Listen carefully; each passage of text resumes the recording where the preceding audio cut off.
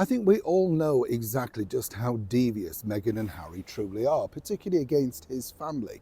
I mean, she's got nothing left, has she? She's decided she's wiped the floor with her own father, Thomas Markle. Whatever he's done, you know, there's no coming back from it. It doesn't matter how much he begs or says he's sorry or goes public, whatever.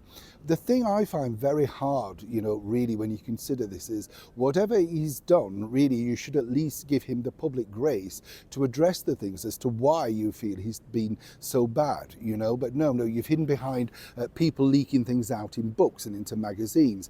A nasty thing to do to someone of that age, you know, at least clarify it and clear it up.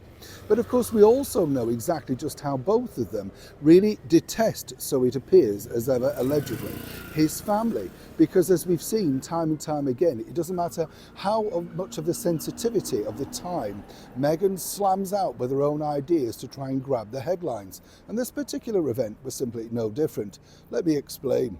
Morning, how are you? You all right today? Thank you so much as ever for your time. Lovely to see you. Yes, and by the way, I'm glad you enjoyed the story about the TV evangelicist Tammy Faye. I do remember her, yeah, but you know what I was saying? It's a time, isn't it? A time and a place. We don't necessarily remember those people the way that we did in that period. Everything moves on, doesn't it? Now, what's fascinating, I think, about this particular story is when you also look at it, it's about a big event in the royal calendar. And I've been told that Meghan Markle literally scours the court circular on a regular basis because of the simple fact that she wants to know exactly how to impact what they're doing at that particular time. You get the picture. Now, you can understand this because as their sort of brand diminishes, and we've seen this over the last few months, if you recall, Meghan decided to release that rather now infamous launch of the American Riviera orchid just at the rather insensitive time of something happening to Catherine, the Princess of Wales. Whichever way you look at it, it's a miracle, isn't it? How they both just coincided.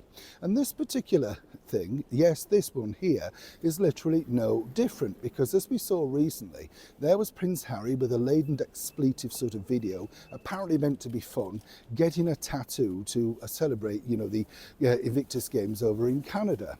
What was the reason for it being released though?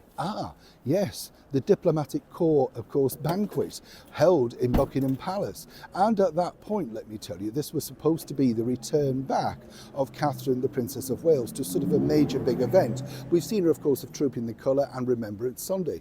But no, that was the plan. And sadly, you know, she didn't feel too hot. So that was the reason why she had to pull back.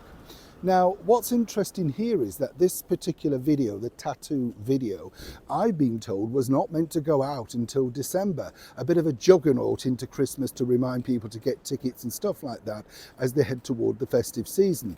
But obviously, Meghan, looking at the court circular, realising that Catherine once again looked like she could scoop up all the headlines and of course look glamorous in pictures, well, what better way than to make sure that you push your husband, who's looking ridiculous in a tattoo chair, swearing, to deflect from it. It didn't really work, and this is the problem now that's facing both Harry and Meghan, seemingly because everything they do, whether it's their speeches, the CBS thing, it's all diminishing rapidly. The polo show is going to do nothing to stem the decline. But either way, clearly in the Norma Desmond mind of Meghan Markle, she truly believes that they're powerful, can still grab headlines, and they can. She's right about that, but seemingly for all the wrong reasons.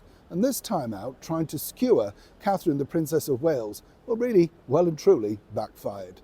Neil Sean in the very heart of London.